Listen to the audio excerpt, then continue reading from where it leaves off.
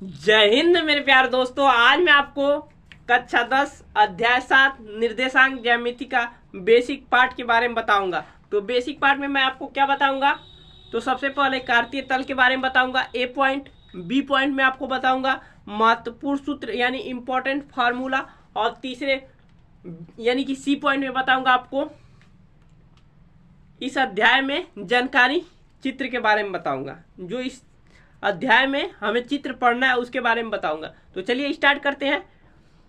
सबसे पहले लिखेंगे निर्देशांक ज्यामिति अध्याय 7। निर्देशांक ज्यामिति अध्याय 7। निर्देशांक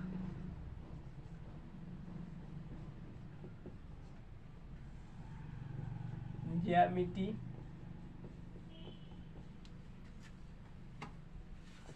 अध्याय 7 बेसिक पार्ट लिख लेंगे।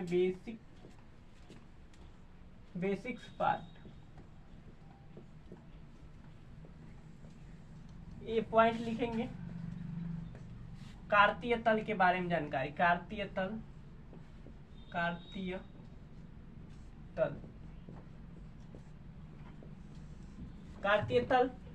तल में हम टोटल 7 पॉइंट पढ़ेंगे। सबसे पहला पॉइंट हम पढ़ेंगे तो चला कार्तीय तल को निरूपित कैसे करते हैं, कार्तीय तल होता क्या है, सबसे पहले ये जानते हैं। तो एक नंबर लिखेंगे। एक नंबर डाल सकते हैं आप। एक नंबर। तो सबसे पहले जानेंगे कार्तीय तल। ये जो रेखा होता है इसे ऊर्ध्वाधर रेखा कहते हैं। इसे क्या कहते हैं? ऊर्ध्वाधर। यहाँ लिख देंगे ऊर्ध्वाधर रेखा। ऊर्ध्वाधर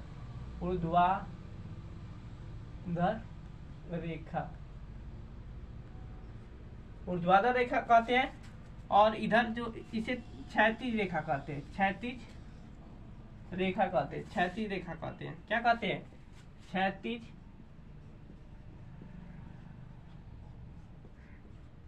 रेखा। पहले पॉइंट में हमने क्या जाना? सबसे पहले जो खड़ा लाइन होता है उसे ऊर्ध्वाधर रेखा कहते हैं, और जो पट लाइन होता है उसे क्षैतिज रेखा कहते हैं। इसका नाम दे देते हैं वाई, और इसका नाम दे देते हैं वाई डैश। इसका नाम देते हैं एक्स, और इसका नाम दे देते हैं एक्स डैश। ऐसा क्यों कहा है? इसे अक्ष कहते हैं, एक्स डैश अक्ष, और इसे वाई अक्ष, इसे एक्स अक्ष, और इसे एक्स डैश अक्ष, और इसे वाई डैश अक्ष। अब देखिए, इसे एक्स अक्ष का, इसे एक्स डैश अक्ष क्यों कहा? क्योंकि इधर होता है माइनस का चिन्ह, इधर होता है माइनस का चिन्ह, इधर होता है माइनस का चिन्ह। यहाँ पर 1 हो सकता है, 2 हो सकता है, 3 हो सकता है। इधर भी +1 +2 +3 +4 ऐसे होता है। प्लस लिखा नहीं जाता है, जब भी नहीं लिखा जाता है यानी कि प्लस होता है, ठीक है। और इधर होता है 1 2 3 4, और मान लीजिए इधर होता है -1 -2 -3 -4।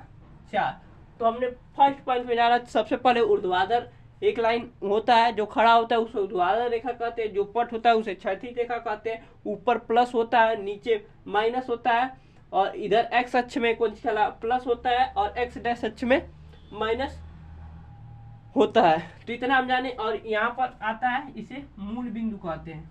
प्रश्न परीक्षा में पूछता है मूल बिंदु का निर्देशांक क्या होता है। तो मूल बिंदु का निर्देशांक आपका होता है 0,0। तो यहाँ लिख देंगे ब्रैकेट में 0,0। हमने फर्स्ट पॉइंट पे इतना जाना। अब दूसरा फिगर बनाएंगे यानी कार्तीय तल बनाएंगे, और इसमें आपको समझाएंगे चतुर्थांश के बारे में, यानी कार्तीय तल के चतुर्थांश। दूसरा पॉइंट डाल सकते हैं, यहाँ लिख सकते हैं कार्तीय तल के बारे में जानकारी। कार्तीय तल के बारे में जानकारी पहला पॉइंट में लिख सकते हैं। अब इसको मिटाने जा रहे हैं ताकि आपको दूसरा पॉइंट समझा सके, यानी दूसरा संख्या यानी 2 लिखकर समझा सके इसके बारे में और डिटेल से। ये ऐसे फिगर बनाएंगे तो आपको अच्छा, इसी में सब बोल दे तो अच्छा नहीं लगेगा, और मजा भी नहीं आएगा, समझ में भी नहीं आएगा। एक समझाए, एक पहला ऊर्ध्वाधर रेखा है, दूसरा क्षैतिज रेखा है। ऊपर प्लस होता है, नीचे माइनस होता है। इधर एक्स अक्ष में कोई प्लस होता है और एक्स डैश अक्ष में माइनस होता है। इसका ये होता है, इसका मूल बिंदु का निर्देशांक 0,0 होता है। एक चीज और बता देते हैं, एक्स अक्ष को भुज कहते हैं, भुज भी कहते हैं, और इसे कोटि भी कहते हैं। वाई अक्ष को कोटि भी कहते हैं। परीक्षा में पूछ देता है एक्स अक्ष को क्या कहते हैं और वाई अक्ष को क्या कहते हैं, तो प्रश्न दे देता है भुज कोटि, कोटि भुज ऐसे देता है और दे देता है। तो आप जानेंगे तो आसानी से कर देंगे। मुझे आशा है कि आपको समझ में आ गया होगा। इसको रफ करते हैं, उसके बाद आपको आगे समझाते हैं। रफ करने के लिए हमें 1 मिनट, रफ करने के लिए 1 मिनट रुकिए। तो फाइनली दोस्तों रफ कर दिए। अब दूसरा पॉइंट लिखेंगे, कार्तीय तल के निर्देशांक। कार्तीय तल के चतुर्थांश। अभी हमने क्या जाना, कार्तीय तल के बारे में जानकारी, पहला पॉइंट। और दूसरा पॉइंट हमारा कार्तीय तल के चतुर्थांश। तो कार्तीय तल के 4 चतुर्थांश होते हैं, फर्स्ट चतुर्थांश, सेकेंड चतुर्थांश और थर्ड चतुर्थांश और फोर्थ चतुर्थांश। तो चलिए बना देते हैं।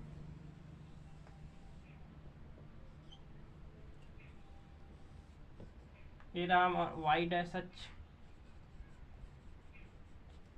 और ये वाई अक्ष,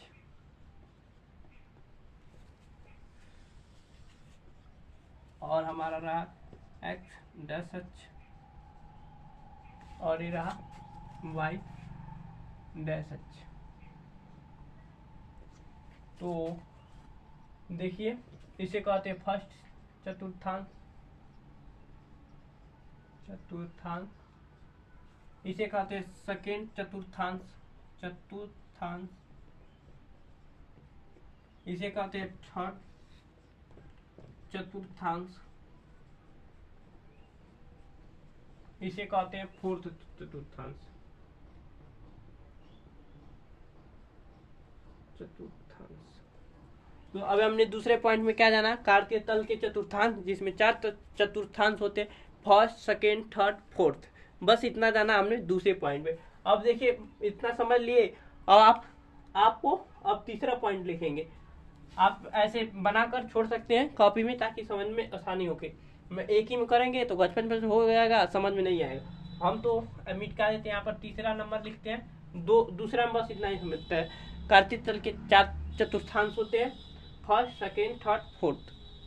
अब देखिए इसको, कार्तीय तल के चतुर्थांश के चिन्ह परिपाटी, चिन्ह परिपाटी, परिपाटी।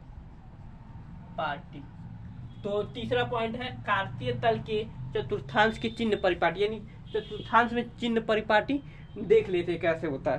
तो अभी हमने आपको बताया था यह प्लस होता है। चलिए बना देते हैं, +1, यहाँ पर +1, यहाँ पर -1, -1। तो फर्स्ट चतुर्थांश का चिन्ह परिपाटी क्या होता है, पहले एक्स वाला लिखा जाता है। एक्स में क्या है, प्लस है, तो लिख देंगे प्लस। वाई उसके बाद लिखा जाता है, वाई में क्या है, प्लस, तो लिख दिए। तो फर्स्ट चतुर्थांश का चिन्ह परिपाटी क्या होता है, प्लस प्लस। अब देखिए सेकेंड चतुर्थांश का चिन्ह परिपाटी सबसे पहले एक्स में लिखते हैं। तो एक्स में क्या है, माइनस, तो ये लिख दिए माइनस। और वाई में क्या है, प्लस। तो सेकेंड चतुर्थांश का चिन्ह परिपाटी क्या है, माइनस और प्लस। अब देखिए थर्ड चतुर्थांश का चिन्ह परिपाटी, तो पहले आप बताइए, पहले एक्स का लिखेंगे तो क्या आ जाएगा, माइनस, और फिर वाई का लिखेंगे तो क्या आ जाएगा, माइनस। तो सेकेंड चतुर्थांश का चिन्ह परिपाटी माइनस माइनस होता है। और फोर्थ चतुर्थांश की चिन्ह परिपाटी क्या होती है, आप बताइए। पहले क्या आ जाएगा, पहले एक्स वाला लिखा जाएगा, तो एक्स में क्या है, प्लस, और वाई में क्या है, माइनस, तो माइनस आ जाएगा। तो हमने तीसरा पॉइंट में जान लिया कार्तीय तल के चतुर्थांश की चिन्ह परिपाटी, जिसमें पहला आ गया प्लस प्लस, दूसरा आ गया माइनस प्लस, तीसरा आ गया माइनस माइनस, और चौथा आ गया प्लस माइनस। मुझे आशा है कि आपको समझ में आ गया। आप इसको भी रफ कर सकते हैं, और रफ कर अब चौथा पॉइंट लिखेंगे। चौथा पॉइंट क्या लिखेंगे, पहले इसको रफ कर देते हैं।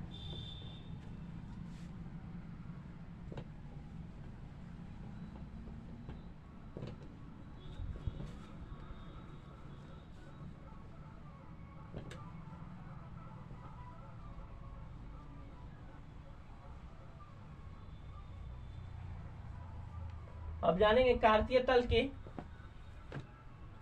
तल पर लिखेंगे कार्तीय तल पर, कार्तीय तल पर लिखेंगे, कार्तीय तल पर किसी बिंदु को दर्शाना है। किसी बिंदु को कैसे दर्शाते हैं, किसी बिंदु को दर्शाना, दर्शाना। मान लिया आपको कहा दे, रुके पहले इसे और बड़ा कर ले ताकि और अच्छे से समझ में आए।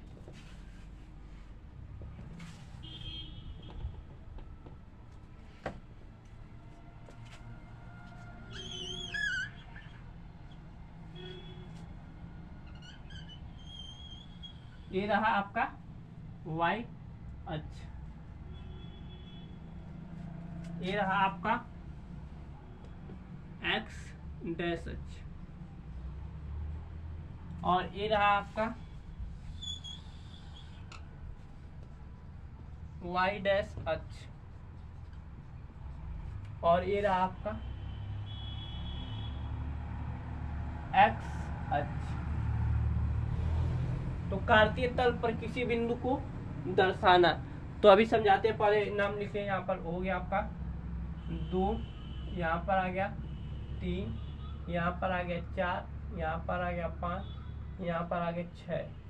इसी प्रकार यहाँ पर आ गया 1, यहाँ पर आ गया 2, 3, 4, 5, 6, 7, 8, 9। इसी प्रकार इधर माइनस का 1, माइनस का 2, माइनस का 3, माइनस का 4, माइनस का 5, माइनस का 6। इसी प्रकार इधर माइनस का 1, माइनस का 2, माइनस का 3, माइनस का 4, माइनस का 5, माइनस का 6। अब मान लीजिए कोई बिंदु दे दीजिए, मान लीजिए यहाँ पर दे दिया हमको, कहाँ लिख दे, यहाँ लिख देते हैं, फिर मिटा देंगे। मान लीजिए बिंदु P दे दिया, आपको दे दिया माइनस का 2 कामा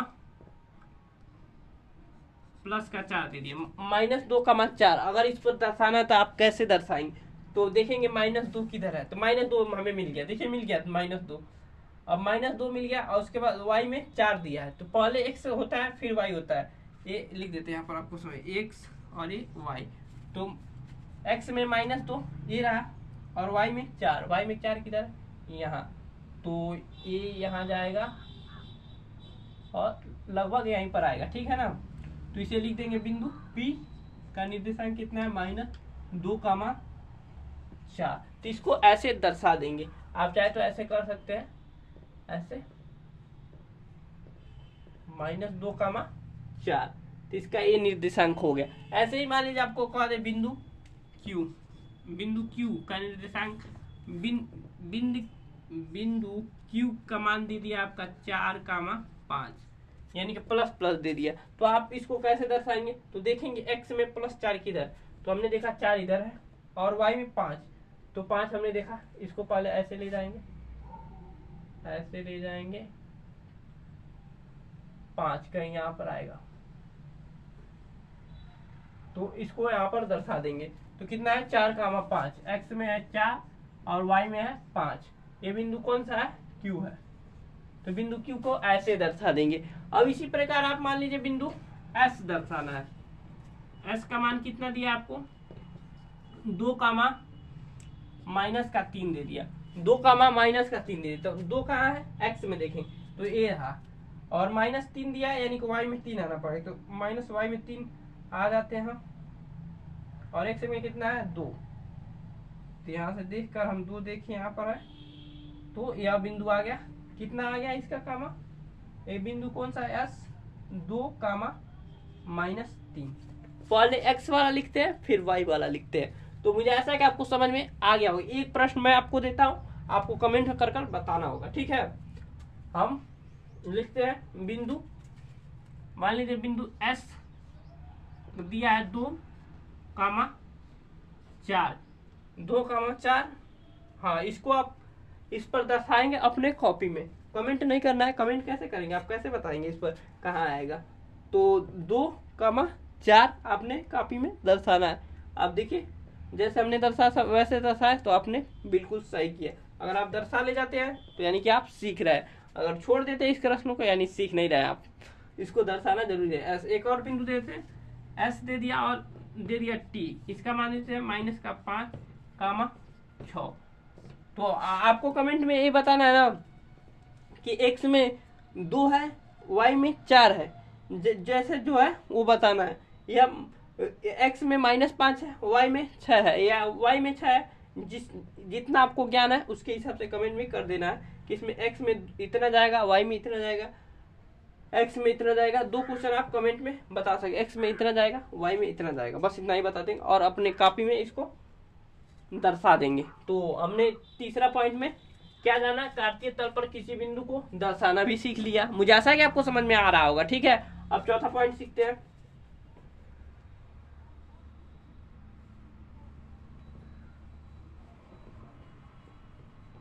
चौथा पॉइंट में क्या सीखेंगे हम, अभी बता रहे हैं चौथा पॉइंट में क्या सीखेंगे।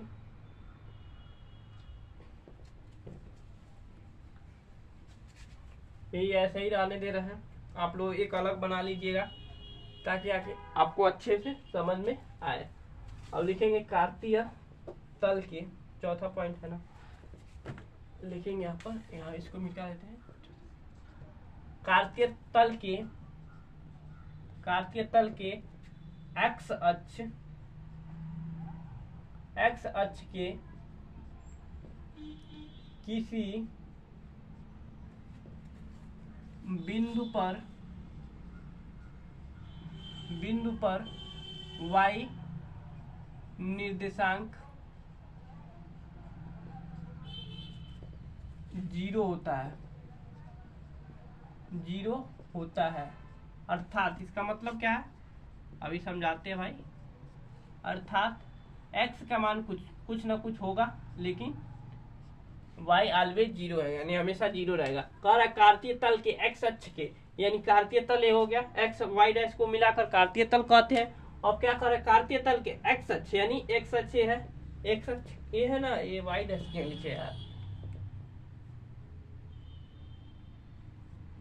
अरे यार यहाँ पर x अक्ष रहता है ना, ये x डैश अक्ष हो गया और ये x अक्ष हो गया और ये y अक्ष हो गया, y अक्ष हो गया और ये y डैश अक्ष हो गया। अगर इसके पहले मैंने अगर इधर ऐसा कर दिया हुआ तो आपने समझ जाइएगा, क्योंकि गलती हमने लिख दिया था। एक्स अक्ष तो ये क्षैतिज वाला होता है ना, और ऊर्ध्वाधर वाला तो वाई अक्ष होता है। अगर मुझसे गलती हो गई तो गलती नहीं हो गई, प्रिंटिंग मिस्टेक यानी हाथ से गलती, हमने तो जान ही रहा था तभी तो बता दिया तुरंत, गलती से नहीं कहते। ठीक है, तो गलती अगर आपको लग रहा है तो क्षमा चाहेंगे। ठीक है, तो देखिए अब इसको मैं समझाता हूँ। कार्तीय तल के एक्स अक्ष के किसी बिंदु पर y निर्देशांक 0 होता है, यानी इसका कहने का अर्थ मान, यहाँ पर बिंदु है, एक्स अक्ष पर बिंदु है, तो इसका निर्देशांक क्या होता है आप बताइए। पहले एक्स में लिखा जाता है, तो एक्स का मान कितना है 1, y का मान कितना है, y का मान तो 0 है, यही कह रहा है। अब मान लीजिए यहाँ लेते हैं बिंदु ए एस हो गया, ये क्यू हो गया, तो इसका निर्देशांक कितना आ जाएगा, क्यू निर्देशांक कितना आ जाएगा, एक्स में 3 है, वाई में 0 है। इसी प्रकार यहाँ ले लेते हैं, तो इसका कितना है 5,0, तो इसे टी कह देते हैं। तो देख सकते हैं हमेशा एक्स का मान कुछ न कुछ होगा, लेकिन वाई में हमेशा 0 होगा। इसका कहने का अर्थ वही है। मान लीजिए यहाँ पर ले लेते हैं, इसे ए निर्देशांक कह देते हैं। इसका क्या आ गया -3, एक्स में -3 आ गया, वाई में कितना आ गया 0। यहाँ पर फिर ले लेते हैं, तो यहाँ पर आ गया -6, एक्स में -6, वाई में कितना आ गया 0, इसे बी बिंदु कह देते हैं। तो देख सकते हैं इसका कहने का अर्थ है कार्तीय तल यानी एक्स और वाई को मिलाकर कार्तीय तल कहते हैं, या कार्टेशियन प्लेन इसे इंग्लिश में कहते हैं। तल के एक्स अक्ष है माइनस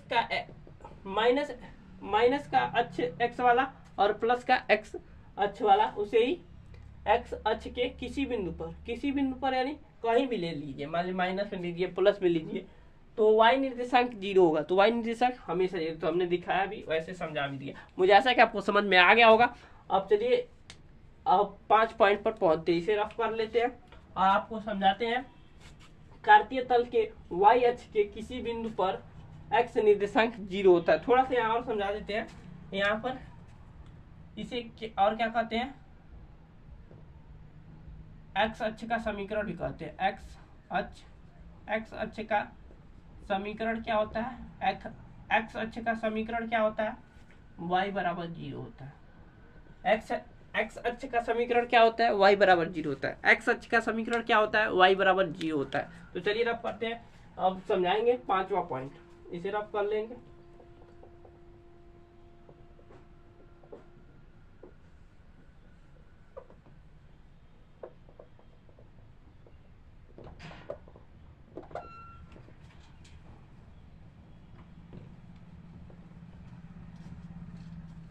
अब रब कर आपको आगे बताते हैं, हमें 5वां पॉइंट बताना है। तो देखिए 5वां पॉइंट यहाँ लिख देंगे, 5 पॉइंट, 4 पॉइंट बता दिए थे। अब पॉइंट, कार्तीय तल के y अक्ष के किसी बिंदु पर x निर्देशांक 0 होता है। 5वां पॉइंट क्या है, कार्तीय तल के y अक्ष के किसी बिंदु पर x निर्देशांक 0 होता है। अर्थात इसे कहने का अर्थ क्या है, मान लीजिए आप यहाँ कोई बिंदु ले लिए, a ले लिए, इसका निर्देशांक क्या होगा, -1,0। तो यही तो यह कह रहा है, x निर्देशांक 0 होगा। तो x निर्देशांक 0 आया ना यार, तो पहले x वाला लिखा जाता है ना, तो x में कितना है, 0,-1, y का मान -1 है। हमेशा पहले x वाला लिखा जाता है, फिर y वाला लिखा है। तो देखिए x 0 आ गया और y -1, यही कह रहा है ना, बिंदु x निर्देशांक 0 होता है, तो x निर्देशांक 0 आ गया। इसी प्रकार मान लीजिए यहाँ लेते हैं, बिंदु b लेते हैं, तो इसका निर्देशांक क्या आ जाएगा, x में तो कुछ नहीं है तो 0, y में क्या है, y में है 5, तो 0,5। यहाँ पर c बिंदु ले तो इसका क्या आ जाएगा, आप बताइए, 0,3। इसका क्या आ जाएगा, d बिंदु ले लेते हैं इसे, 0,2। इसी प्रकार यहाँ भी ले लेते हैं, सी डी ई बिंदु ले लेते, क्या आ जाएगा, 0,-3। तो यही कह रहा है, कार्तीय तल के y अक्ष के किसी बिंदु पर x निर्देशांक 0, यानी कार्तीय तल का y अक्ष के किसी बिंदु पर आप कोई निर्देशांक लेंगे, p लीजिए, s लीजिए, q लीजिए, तो x निर्देशांक 0 आएगा, लेकिन y निर्देशांक कुछ ना कुछ मान होगा। अर्थात यहाँ लिख सकते हैं x 0, यानी कि y का कुछ ना कुछ मान होगा। इसे क्या कहते हैं, y अक्ष का समीकरण कहते हैं। इसे y अक्ष का समीकरण कहते हैं। क्या होता है, y अक्ष का समीकरण x बराबर 0 होता है। y अक्ष का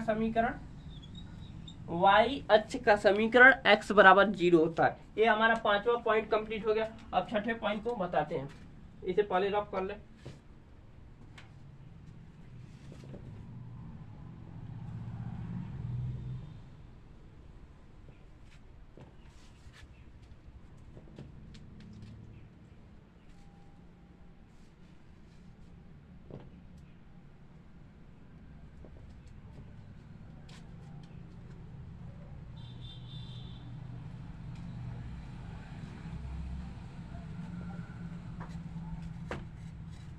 लिखेंगे कार्तीय तल से x और y अक्ष की दूरी कैसे देखते हैं। तो कैसे देखते हैं, तो चलिए देख लेते हैं। अगर आपको मान लीजिए कोई बिंदु दिया है P दिया है, मान लीजिए कोई बिंदु आपको दिया है P, और इसका मान है आपके पास 4,5 है। तो इसको पहले दर्शाना भी आपको मैंने सिखाया है, तो इसको दिखा देंगे। पहले x में 4 है, तो x में 4 जाएंगे, ऊपर जाएंगे, y में 5 है, पूरा जाएंगे तो यहाँ से मिल जाएगा। तो ये बिंदु रहा, इसका नाम है P, तो इसका मान कितना, 4,5। आपको आ रहा है कार्तीय तल से x और y अक्ष की दूरी कैसे देखेंगे। अगर x अक्ष से दूरी लिखेंगे, x अक्ष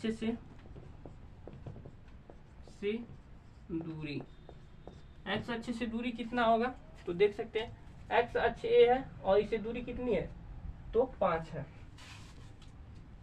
और y अक्ष से दूरी देखेंगे, y अक्ष से दूरी y अक्ष से दूरी कितना हो जाएगा आपका, तो देखिए y अक्ष से दूरी ये रहा y अक्ष, और इससे दूरी कितनी है, तो आपका 4 है, तो यहाँ लिख देंगे 4। तो देख सकते हैं यह कार्तीय तल समाप्त हुआ। हमने टोटल कितना पॉइंट, पहला पॉइंट पढ़ा कार्तीय तल को दर्शाना, पहला पॉइंट।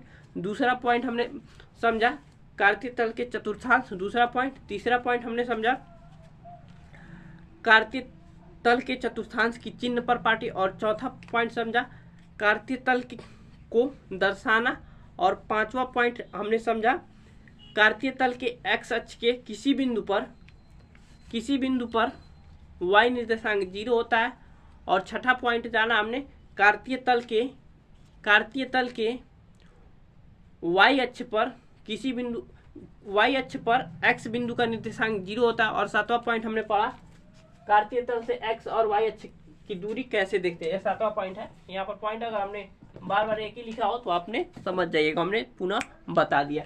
अब चलिए अब बी पॉइंट लिखते हैं। मुझे आशा है कि आपको समझ में आ गया होगा बहुत अच्छे से। एक होमवर्क, एक क्वेश्चन बताते हैं, होमवर्क क्या दे, रुकिए क्वेश्चन बताते हैं, जितना पढ़ा आपको समझ में आया कि नहीं। इसे मिटा देते हैं, कार्तीय तल समाप्त हुआ, एक क्वेश्चन लिखते हैं।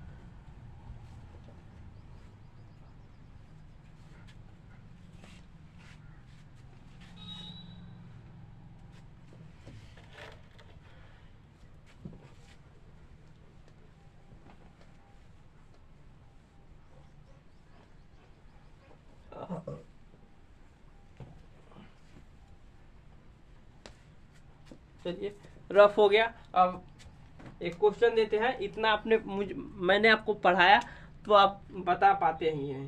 पहला क्वेश्चन, अगर दिया है बिंदु P, दिया है बिंदु P का मान दिया है 4,5, तो आपको बताना है x अक्ष से दूरी क्या होगी, x अक्ष से दूरी क्या होगी। दूसरा पॉइंट में बताना है y अक्ष से दूरी क्या होगी। तीसरा पॉइंट आपको बताना है इसका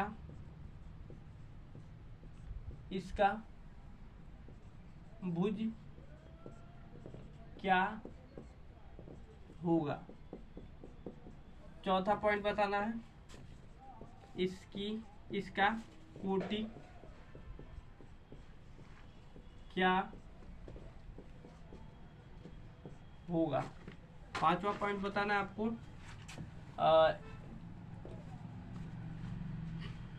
क्या चिन्ह परिपाटी के चतुर्थांश किस चतुर्थांश में है, किस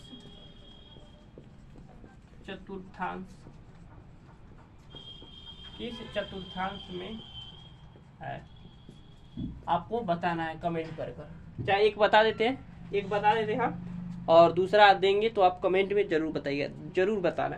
देखिए x अक्ष से दूरी क्या हो जाएगी 5, उल्टा कर देते हैं y अक्ष से दूरी क्या हो जाएगी 4, इसका भुज क्या होगा, तो x अक्ष को ही भुज कहते हैं तो 4, इसका कोटि क्या हो तो y अक्ष को कोटि कहते हैं तो y अक्ष दिया है 5, इसका चतुर्थांश किस चतुर्थांश में होगा, तो जानते हैं प्लस प्लस किस में आता है, फर्स्ट चतुर्थांश में आता है।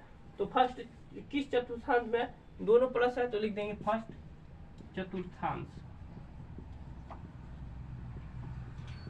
ये तो मैंने आपको बता दिया। अब दो क्वेश्चन देते हैं, एक बिंदु Q देते हैं, Q का मान देते हैं हम आपको -2, -2, इसका आपको बताना है x अक्ष से दूरी, y अक्ष से दूरी, इसका भुज क्या होगा। दूरी हमेशा प्लस में रहता है, माइनस नहीं देना है, ठीक है, दूरी ऑलवेज प्लस होता है, ठीक है। तो x अक्ष से दूरी बनाना है, y अक्ष से दूरी बताना है, इसका भुज क्या होगा बताना है, इसकी कोटि क्या होगी बताना है, किस चतुर्थांश में है वो बताना है। एक ये बिंदु और एक और बिंदु देते हैं R बिंदु है 2, -4, इसका भी बताना है, 5 पॉइंट। तो मुझे आशा है कि आप जरूर कमेंट करेंगे। तो चलिए अब बी पॉइंट समझाते हैं आपको।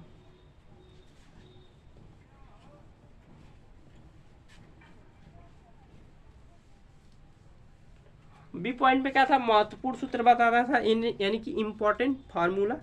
तो चलिए लिख देते हैं बी पॉइंट। इसमें 5 संख्या पढ़ाना है, यानी कि 1 2 3 4 5 आएगा। तो चलिए लिखते हैं बी पॉइंट क्या है, महत्वपूर्ण सूत्र। महत्वपूर्ण सूत्र और शब्दावली लिख देते हैं, शब्दावली, महत्वपूर्ण सूत्र और शब्दावली। अब इसे नोट लिखिए। बी पॉइंट में पहला पॉइंट लिखेंगे, महत्वपूर्ण सूत्र में 3 सूत्र है ना, इस निर्देशांक ज्यामिति में टोटल 3 सूत्र ही पढ़ने हैं। पहला दूरी सूत्र, विभाजन सूत्र और मध्य बिंदु का सूत्र। तो चलिए आराम से लिखते हैं। दूरी सूत्र क्या होता है, under root x2 minus x1 का whole square plus y2 minus y1 का होल स्क्वायर। उसके बाद सेक्शन फार्मूला क्या होता है, x अक्ष के लिए m1 x2 plus m2 x1 बटा में m1 प्लस m2, और y अक्ष के लिए क्या होता है m1 y2 plus m2 y1 बटा में m1 प्लस m2, और मध्य बिंदु का सूत्र क्या होता है x1 प्लस x2 बटा में 2 और y1 प्लस y2 बटा में 2 होता है। तो चलिए अब इसको लिख कर समझाते हैं बहुत मजे से, बहुत आसानी तरीके से। तो सबसे पहला सूत्र लिखेंगे दूरी सूत्र। दूरी सूत्र, मान लीजिए एक बिंदु है A और एक बिंदु है B। इसका मान दिया है x, y, x1 y1 दिया है, और इसका दिया है x2 y2, और इसके बीच की दूरी ज्ञात करना है। तो कैसे ज्ञात करेंगे, तो देखिए लिखेंगे ए बी का दूरी सूत्र क्या हो जाएगा, अभी मैंने आपको बताया x2 कामा x1, x2 माइनस x1 का whole square plus y2 minus y1 का होल स्क्वायर। और दूसरा सूत्र हमने आपको बताया विभाजन सूत्र। विभाजन सूत्र इसे सेक्शन फार्मूला कहते हैं अंग्रेजी में, और इसे डिस्टेंस फार्मूला कहते हैं। इसे सेक्शन फार्मूला या विभाजन सूत्र। तो विभाजन सूत्र क्या होता है, मान लीजिए 2 बिंदु है, एक बिंदु A है और एक बिंदु B है, और इसका मान दिया है x1 y1 और इसका मान दिया है x2 y2, और इसका मान यहाँ पर विभाजन सूत्र, यहाँ पर एक बिंदु है P। तो यहाँ पर हमारा दिया है m1 और दिया है m2। तो इसका फार्मूला क्या हो जाएगा, विभाजन सूत्र क्या हो जाएगा, तो विभाजन सूत्र हो जाएगा हमारा, विभाजन सूत्र लिखेंगे x के लिए और y के लिए, एक ही में लिख देंगे, ठीक है, x और y के लिए। तो x के लिए क्या हो जाएगा m1 x2 plus m2 x1 बटा में m1 प्लस m2, ये x के लिए होगा। और y के लिए क्या हो जाएगा आपका, y के लिए हो जाएगा आपका m1 y2 plus m2 y1 बटा में m1 प्लस m2। तो ये सेक्शन फार्मूला हो गया। तो मैंने आपको दूरी सूत्र भी बता दिया और सेक्शन फार्मूला यानी विभाजन सूत्र भी बता दिया। अब इसे मिटाते हैं, उसके बाद आपको दूरी सूत्र बताते हैं और 2 शब्दावली है उसे भी बताकर खत्म करते हैं जल्दी।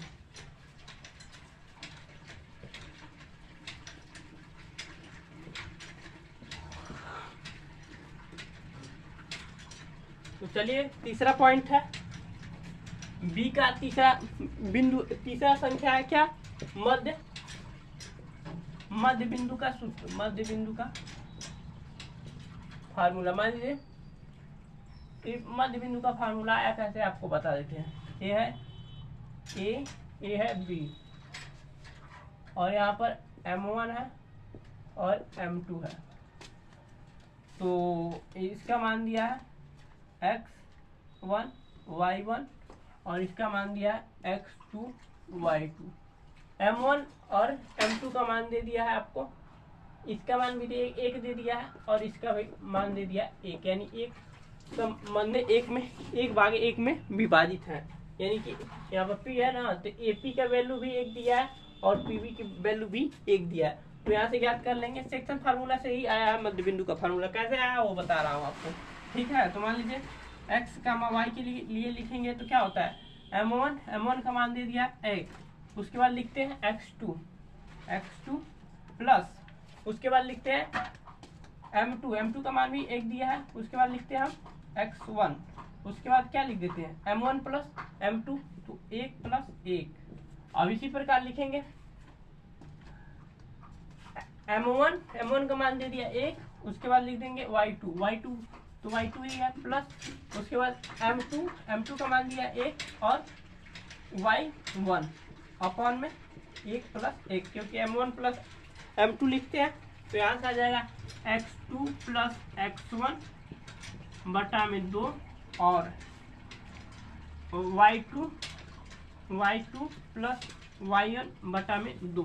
तो इसे हम जनरली हमेशा x1 प्लस x2 बटा में 2 लिख देते हैं और y1 प्लस y2 बटा में 2 लिख देते। ये कैसे आया वो आपने बहुत आसानी से मैंने आपको बता दिया, और यही फार्मूला होता है मध्य बिंदु का। इतना नहीं करेंगे, जब भी कहेगा मध्य बिंदु निकालने के लिए कहेगा तो x1 प्लस x2 बटा में 2 और y1 प्लस y2 बटा में 2 का ये कैसे आया ये मैंने आपको बता दिया। मुझे आशा है कि आपको बहुत मजा आ रहा होगा। अब चलिए अब शब्दावली देख लेते हैं। शब्दावली क्या, समरेखी बिंदु जानेंगे और समदूरस्थ जानेंगे। समरेखी और समदूरस्थ, तो समरेखी क्या होता है, समदूरस्थ क्या होता है, मैं आपको बता रहा हूँ।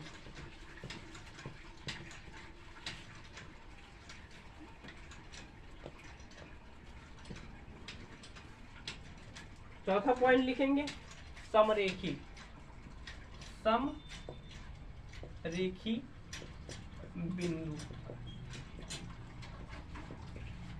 तो समरेखी बिंदु क्या होता है, जब सभी लाइनें, ध्यान से सुनिए, जब सभी, अभी लिखकर बताऊंगा, जब सभी लाइनें एक रेखा में होती हैं तथा छोटे छोटे भुजा का योग बड़े भुजा के योग के बराबर आता है, तब उसे समरेखी बिंदु कहते हैं।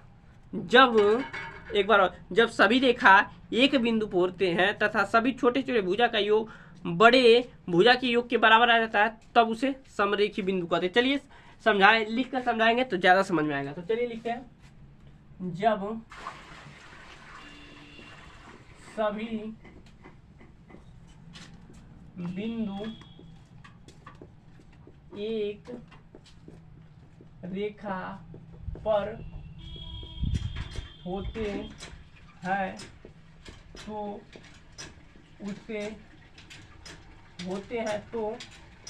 होते हैं और जब सभी बिंदु एक रेखा पर होते हैं और छोटे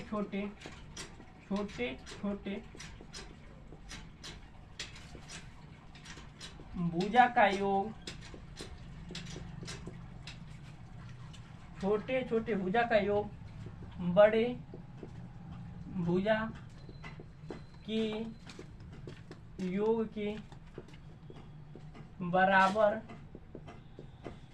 होता है, तो उसे समरेखी बिंदु कहते हैं। समरेखी बिंदु कहते हैं। अब ऐसे तो आपको समझ में नहीं आएगा, लेकिन बहुत आसानी से समझ में आएगा, बहुत आसान है। देखिए मान लीजिए एक बिंदु है A, एक बिंदु है B और एक बिंदु है C। एग्जाम्पल देते हैं, अगर AB प्लस BC बराबर एक छोटा भुजा हो गया AB और एक छोटा हो गया भुजा BC बराबर बड़ा भुजा क्या हो गया AC। अगर इसके बराबर A है और तीनों एक ही सभी बिंदु एक ही रेखा, सभी बिंदु एक रेखा पर है ना, और छोटे छोटे भुजा यानी एक छोटा भुजा हो गया AB और एक छोटा हो गया BC का योग यानी जोड़ बड़े भुजा के योग के बराबर, यानी बड़ा भुजा AC के बराबर हो तो उसे समरेखी बिंदु कह देंगे। मुझे आशा है कि आपको बहुत आसानी से समझ में आ गया। अब समदूरस्थ समझाते हैं, समदूरस्थ समझा देते हैं जल्दी, इसको मिटाते हैं।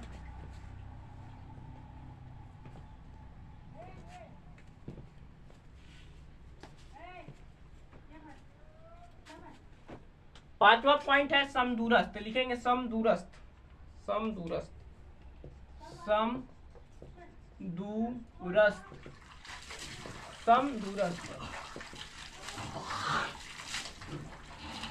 जिनके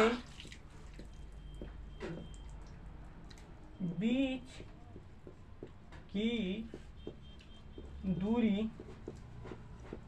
समान हो उसे समदूरस्थ कहते हैं, समदूरस्थ कहते हैं।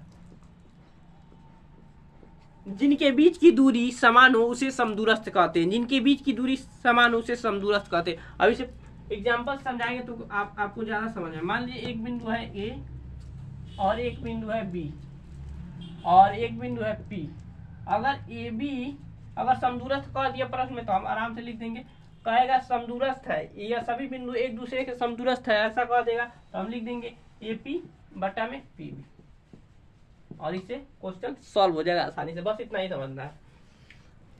ये रहा पांचवा पॉइंट। तो ए बी पॉइंट महत्वपूर्ण सूत्र और शब्दावली भी खत्म होता है। अब तीसरा यानी सी बिंदु से संबंधित हम 5 संख्या और जानेंगे।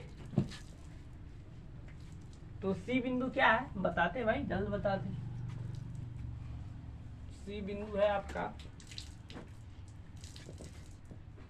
इस अध्याय में इस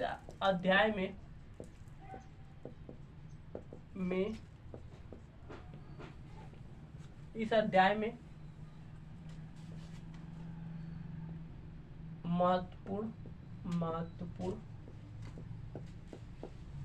चित्र की जानकारी इस अध्याय के लिए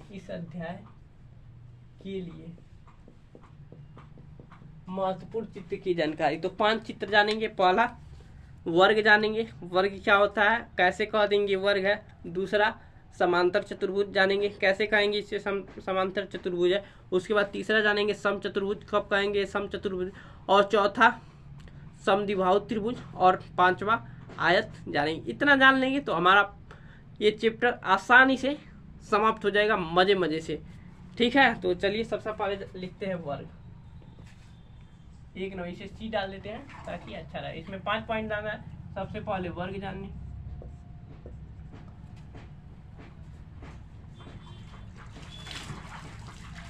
इसमें जब लिखेंगे जब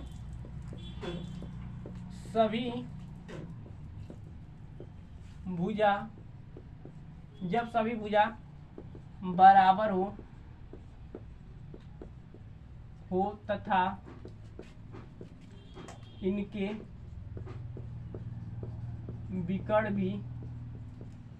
विकर्ण भी बराबर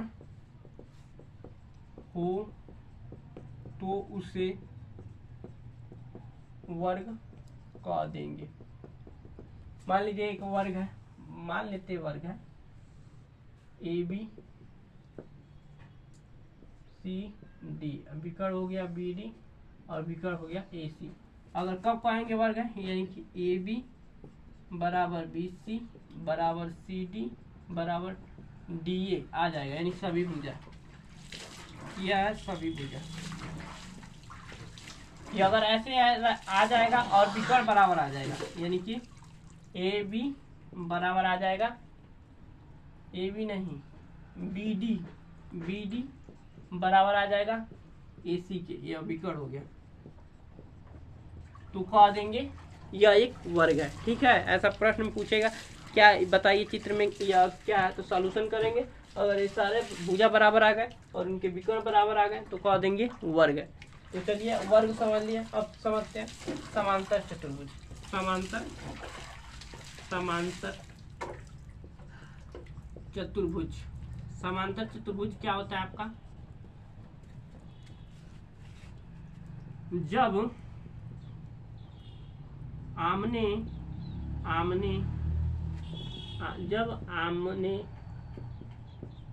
सामने की दोनों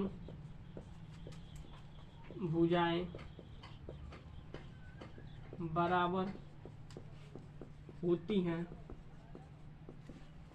तथा विकर्ण बराबर नहीं होता है तो उसे समांतर चतुर्भुज कह देंगे। समांतर चतुर्भुज कह देंगे। अब इसको समझाते हैं तब ज्यादा अच्छे से समझ में आएगा। ये ऊपर का रफ करते हैं।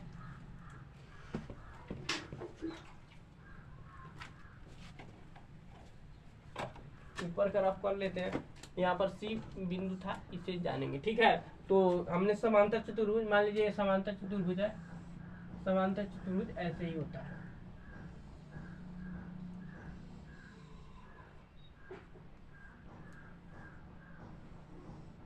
ए बी सी डी, यानी कि जब आमने सामने ए और ए, आमने सामने नहीं, ए और ए यानी कि ए बी बराबर हो जाएगा सी डी, ए बी बराबर सी डी हो जाएगा, और ए डी बराबर बी सी हो जाएगा। ए डी बराबर बी सी हो जाएगा। ए बी बराबर सी डी होगा। ए बी बराबर बी सी नहीं है, ए बी बराबर सी डी होगा। ए बी बराबर सी डी हो जाएगा तब, और ए डी बराबर बी सी हो जाएगा, और इसके विकर्ण मान लीजिए ए है, और इसके विकर्ण ए सी बराबर नहीं होने चाहिए बी डी के, तब कह देंगे समांतर चतुर्भुज है। मुझे ऐसा है कि आपको समझ में आ गया होगा। अब समचतुर्भुज के बारे में पढ़ते हैं। पहले इसे रफ कर लेते हैं।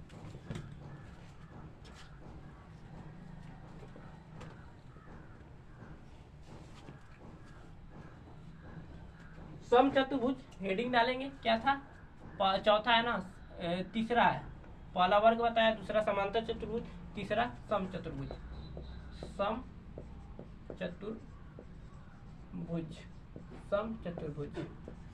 समचतुर्भुज क्या होता है? आमने सामने का कोई एक भुजा बराबर हो तो उसे समचतुर्भुज कह देंगे। अब इसको समझेंगे, लिखने से क्या ही समझ में आता है। तो एक बनाते हैं समचतुर्भुज।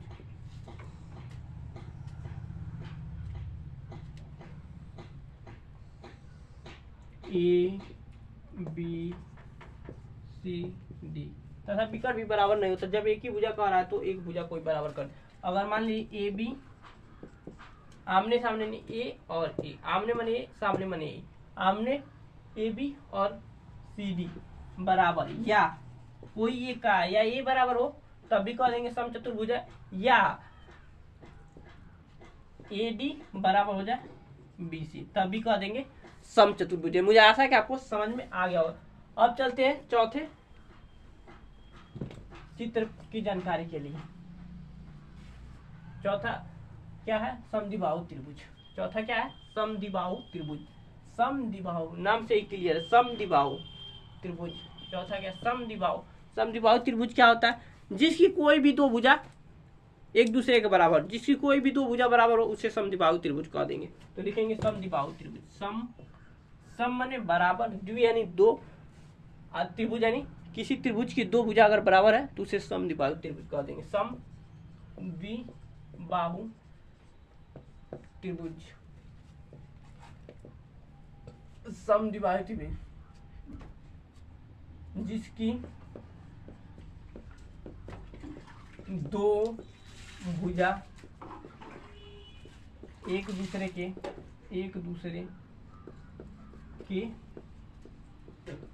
बराबर हो बराबर हो तो उसे समद्विबाहु त्रिभुज कह देंगे। मान लीजिए एक त्रिभुज है ए बी सी है, ए बी सी, अगर ए बी बराबर ए सी आ जाएगा तो हम कह देंगे हाँ यार एक समद्विबाहु त्रिभुज है। तो चलिए इसे रफ करते हैं, उसके बाद मैं आपको समझाता हूँ आयत क्या होता है। आयत कब कहेंगे?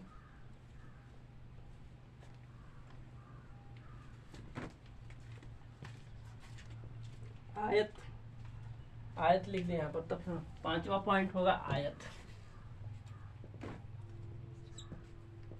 पांचवा पॉइंट होगा आयत। तो आयत क्या कहेंगे? आयत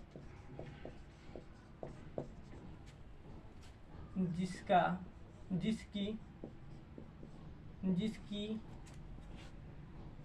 आमने सामने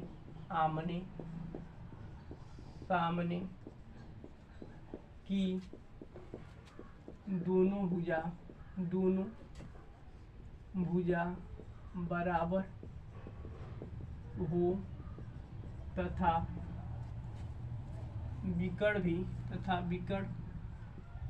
भी बराबर